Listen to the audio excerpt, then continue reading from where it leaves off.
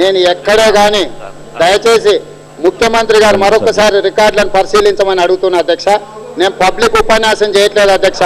ఈరోజు ఈ రాష్ట్రంలో ఫీల్డ్ అసిస్టెంట్స్ వేల మందిని సస్పెండ్ చేసిన మాట వాస్తవం కాదా? ఈ రోజు ఫీల్డ్ అసిస్టెంట్లను రిక్రూట్మెంట్ ఆపేసిన మాట వాస్తవం కాదా? ఈ రోజు కడుపు నొప్పికి అధ్యక్ష ఈ సందర్భంగా ఒక విషయం ముఖ్యమంత్రి గారి దృష్టికి తీసుకురావాల్సుకున్న అధ్యక్ష, Aarogyasri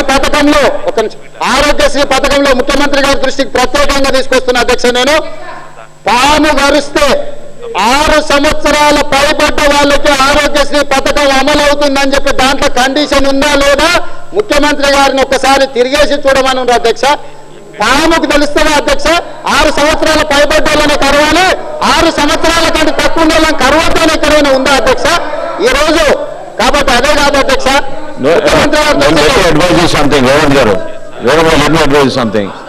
If you want to go so much in depth into the subject, you have an opportunity again during the demands. I think it will be unfair to use this platform in this form to talk so deep. I don't think it is correct.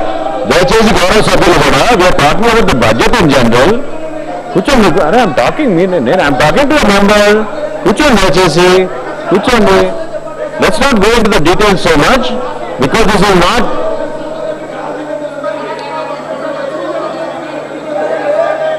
I am not going to.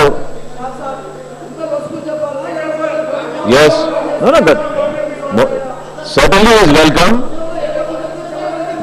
The member is certainly welcome to express his feelings and talk. There is no doubt at all. Yes, Ravindra Reddy garu.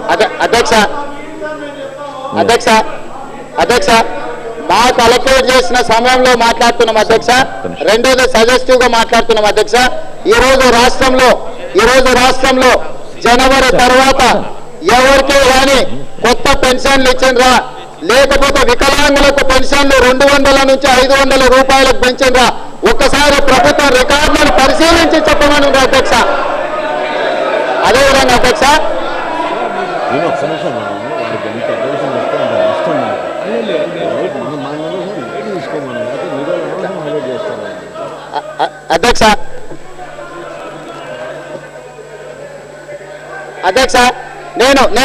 నేను Kadapa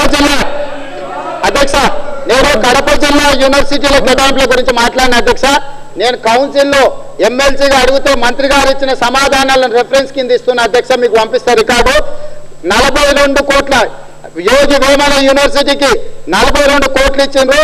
Rajiv Gandhi university ఇడుపులపాయకు 301 కోటి ఇచ్చినామని చెప్పి మంత్రి గారు ఇచ్చిన సమాధానం ఉన్నది అధ్యక్ష నా దగ్గర. నేను వేగ అలిగేషన్లు చేస్తలేను అధ్యక్ష, దయచేసి ఒకసారి చూడమని చెప్పాను అధ్యక్ష. అదేవిధంగా అధ్యక్ష ఇంకొకటి అధ్యక్ష, మా మహబూబ్ నగర్ జిల్లా యూనివర్సిటీ మొదలు పెట్టినప్పుడు అధ్యక్ష ప్రభుత్వం 170 ఎకరాలు ఇచ్చింది అధ్యక్ష. ఈ రోజు వరకు ప్రభుత్వం కేటాయించిన 170 ఎకరాలకు ఇంతవరకు జీవో ఇవ్వలేదు అధ్యక్ష. అది మాత్రం పెండింగ్ ఉంది.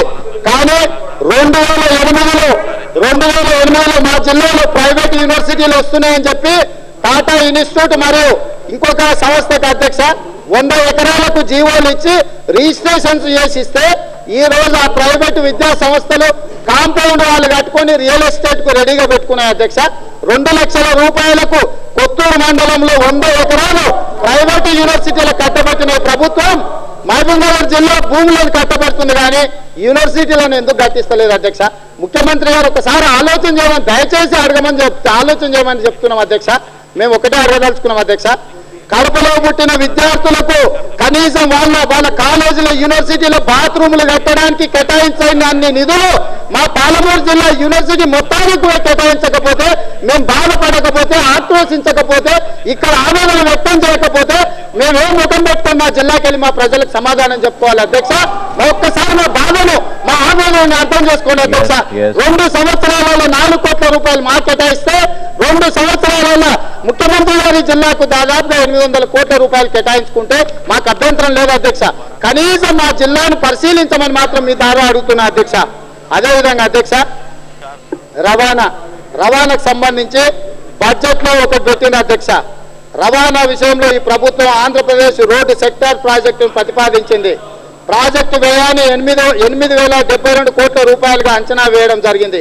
కానీ కేటాయించిన నిధులు 200 కోట్ల రూపాయలు మాత్రమే.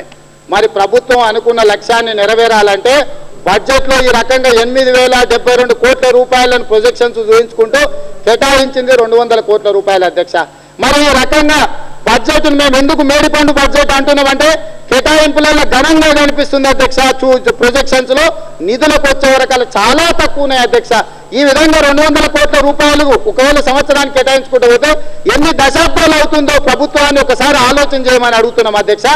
అదేవిధంగా సెజ్జులు అధ్యక్ష, ప్రభుత్వం ఈ రాష్ట్రంలో ఉన్న నిరుద్యోగులందరూ భవిష్యత్తులు తీర్చిదిద్ది ఉద్యోగస్తులుగా చేసి చదువుకున్న వాళ్ళ ప్రతి వాళ్ళకు ఉద్యోగాలు ఇప్పిస్తామని చెప్పి దాదాపుగా ఎస్సీజెడ్ల పేరు మీద 1,00,000 ఎకరాల దాకా భూములు కేటాయించడం జరిగింది అధ్యక్ష.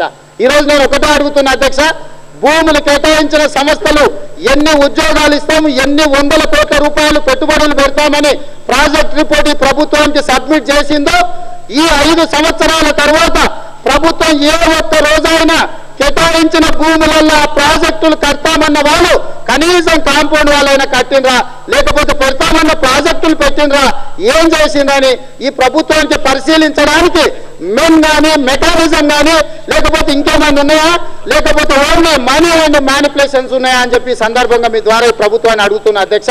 అదేవిధంగా ఈ రోజు ఎస్సీజెడ్లు అనేది స్పెషల్ ఎకనామిక్ జోన్స్ కింద కాకుండా స్పెషల్ ఎక్స్ప్లాయిటేషన్ జోన్స్ గా మారినాయి అధ్యక్ష.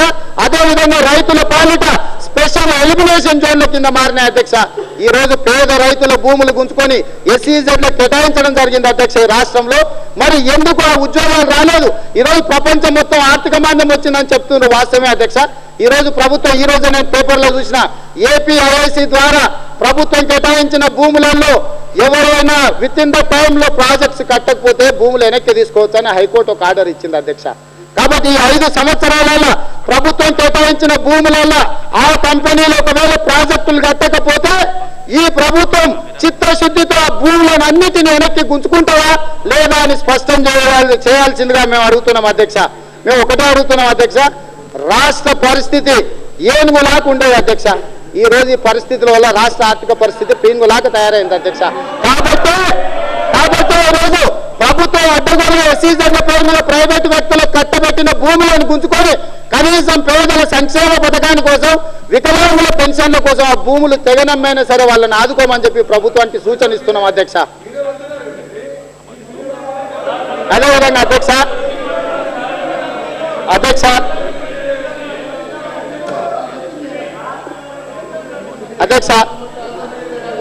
జలయజ్ఞం అధ్యక్ష 81 ప్రాజెక్టుల ద్వారా 1,20,00,000 ఎకరాలకు నీళ్లు ఇస్తామని చెప్పి ప్రభుత్వం చెప్పింది అధ్యక్ష. ఇప్పటి వరకు 40,000 కోట్ల పైన ఖర్చు పెట్టింది అధ్యక్ష. ఇక 1,76,000 కోట్ల రూపాయలు ఇంకా అవసరం ఉందని చెప్తుంది అధ్యక్ష ఈ రోజు ఈ ప్రభుత్వం.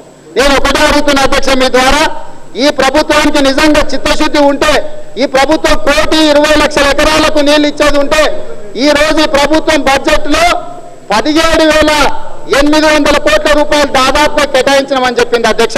కానీ గత 5 సంవత్సరాలలో ఈ ప్రభుత్వం ఖర్చు పెట్టింది 2005-6లో 6,569 కోట్లు ఖర్చు పెట్టింది అధ్యక్ష. 2006-7లో 9,109 కోట్లు ఖర్చు పెట్టింది అధ్యక్ష. 2007-8లో 12,039 కోట్లు ఖర్చు పెట్టింది అధ్యక్ష. మొన్న 2008-9లో 10,000 కోట్లు ఖర్చు పెట్టింది అధ్యక్ష. అప్పుడు మాత్రం ప్రభుత్వం 16,500 కోట్ల రూపాయలను కేటాయిస్తున్నామని చెప్పి బడ్జెట్ లో చెప్పి తర్వాత 13,000 చిల్లర కోట్లకు తగ్గించింది అధ్యక్ష. నేను ఒకటే అడుగుతున్నా అధ్యక్ష, రాష్ట్ర పరిస్థితి బాగా ఉన్నప్పుడు రాష్ట్రంలో ఉండే భూములను తెగనమ్మినప్పుడే ఈ ప్రభుత్వం సంవత్సరానికి యావరేజ్ గా 8,000 కోట్లు కూడా ఖర్చు పెట్టలేకపోయింది అధ్యక్ష. మరి ఈ రోజు ఏ రకంగా 17,800 కోట్ల రూపాయలు ఎక్కడి నుంచి వస్తుంది, ఈ ప్రాజెక్టులకు ఏ విధంగా కేటాయిస్తుందో చెప్పాల్సిన బాధ్యత ఉంది అధ్యక్ష ప్రభుత్వం మీద. అదేవిధంగా అధ్యక్ష